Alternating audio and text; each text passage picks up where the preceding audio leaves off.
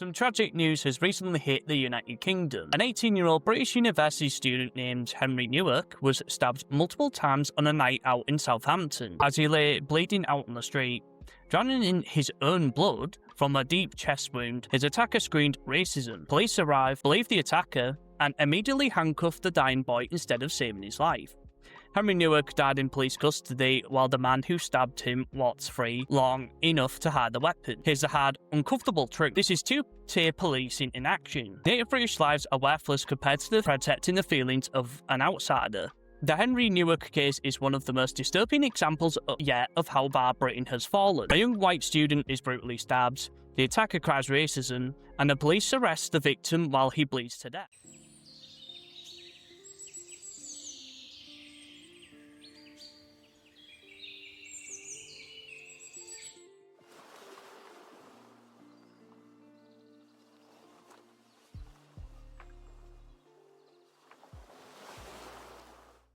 In today's video, we're going deep on the shocking details of what happened to Henry, why the police chose racism over saving a British boy's life, and what this reveals about two-tier policing and the managed decline of the native British people. On December 3rd, 2025, 18-year-old Henry Nowark was walking home after a night out in Portswood, Southampton. Vikram Digwan, very British-sounding name there, a 23-year-old British Sikh, approaching him unprovoked and stabbed him multiple times with a 21cm ceremonial Sikh knife.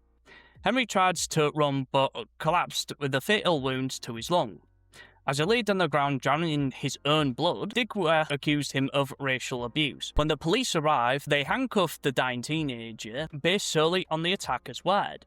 They delayed first aid while Henry slipped away. The attacker's mother was later accused of hiding the knife. Henry died in handcuffs, arrested for racism, while the man who murdered him was protected by the system, and the corrupt bent coppers and all the other parts of its system.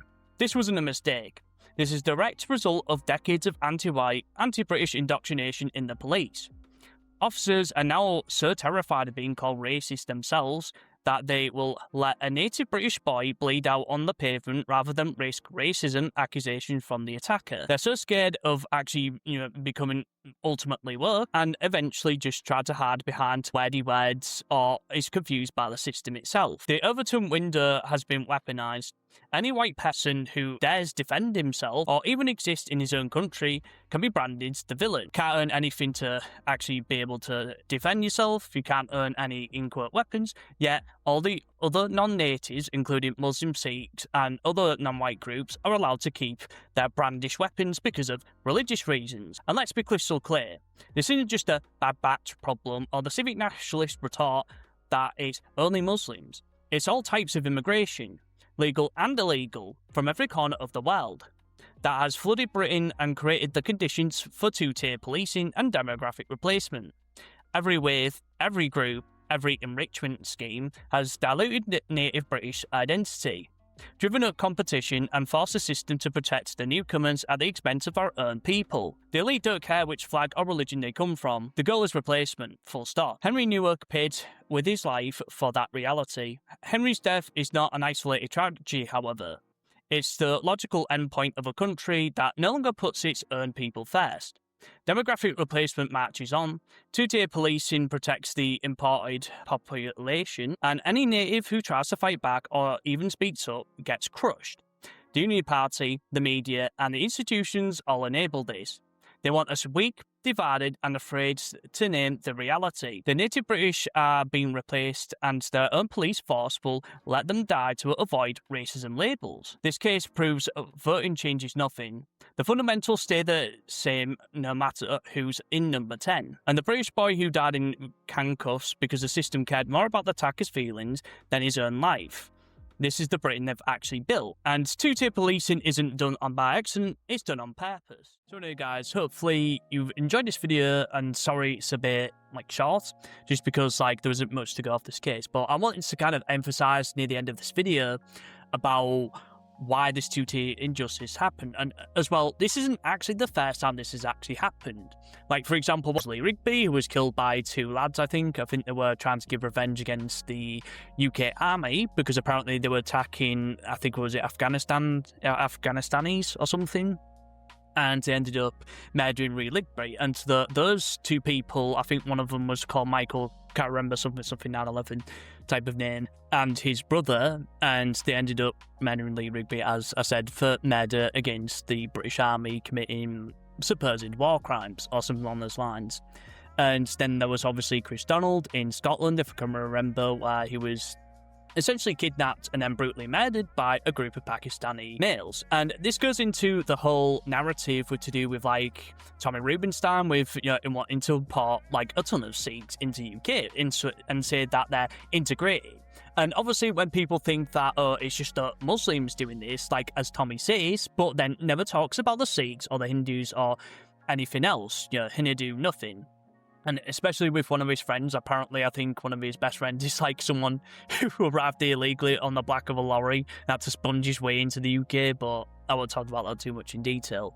But my point is with the civic nationalist like mindset, especially to do with the difference between ethnic nationalists that believe immigration all around is bad, these civic nats will then spin it and say, oh, well, it's, like I said, just Muslims. When in this case, specifically with to do with the Sikh man murdering a young 18-year-old boy. I mean, God.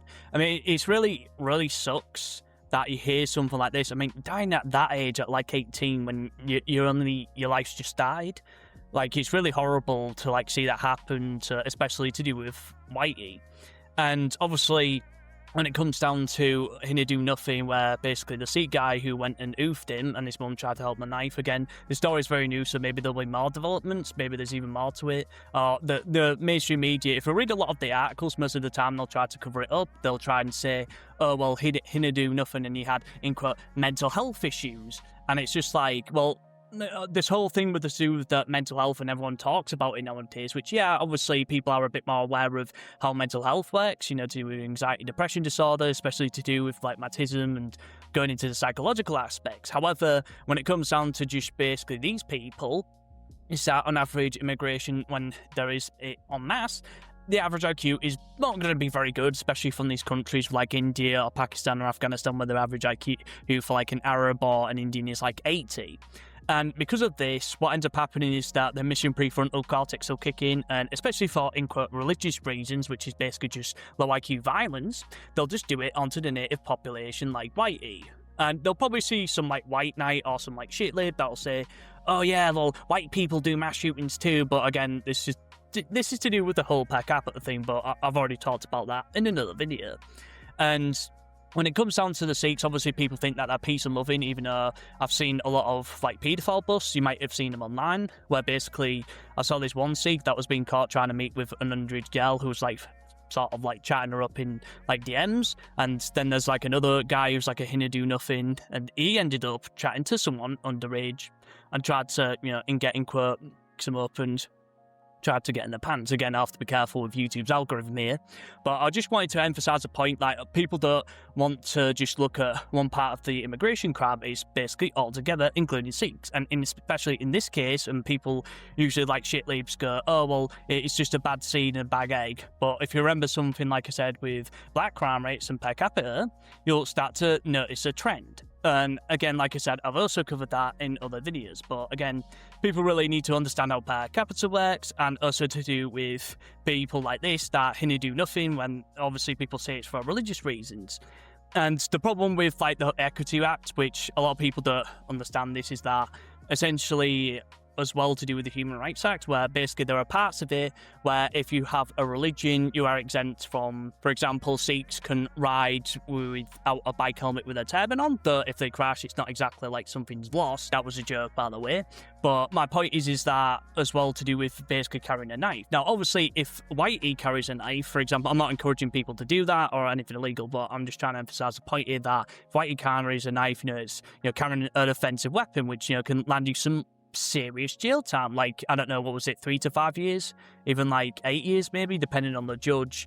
But when it comes down to religious exemptions, that you can carry a knife and you can use it in quote to defend yourself religiously, which again, I don't know if this Hindu nothing guy will get charged. I don't know what's going to happen with those developments, but hopefully he actually does for like murder, because obviously that's a straight up murder with someone who basically didn't really do anything to him in the first place. like with many others, like with Chris O'Donnell and Lee Rigby and a few others that have been murdered by non-natives. And then this goes into kind of like all of the Tory politicians, like to do with Farage, Rupert Lowe, and all of the Conservatives, where they basically want legal immigration. And obviously, if they do massive import all of these Indians that they want, in quote, and that in quote Hindu, you'll just get and start seeing more Henry Nowarks. And the more you see this, the more times it'll happen. But, you know, this is where people are going to start waking up to this, and people are going to see right through this Tory bullshit line, especially to Restore Britain, where, as well, Rupert Lowe wants to import a bunch of, like, Indians and, you know, go off, in quote, merit, which I'll probably be able to see because these people want more government. And especially to do with Rupert Lowe in an interview where they basically just worship Margaret Thatcher and all of the horrible things she's done in the past, including covering up for paedophiles, importing a load of Vietnamese here, and a bunch of other things. And like with Boris and also to do with a bunch of other people who are basically just worshipping all these people that are basically just ruining and wreck the country, but are in quote right-wing when they're centre-right and a centre-left and not really that different, and in this case would be centre-right. And because of this and the shit libertarianism that comes from this, it just, like I said, it's just fake opposition, especially to do with something like with the Labour Party. They're basically, all the Tories are cut from the same cloth. Whether that's Rupert Lowe, Nigel Farage, Ben Habib, etc. They just all want to wreck the country, but just do it in a way that's, in quote, legal. And as well, if you want to click these, link in the description below with links to my other channels and Discord as well.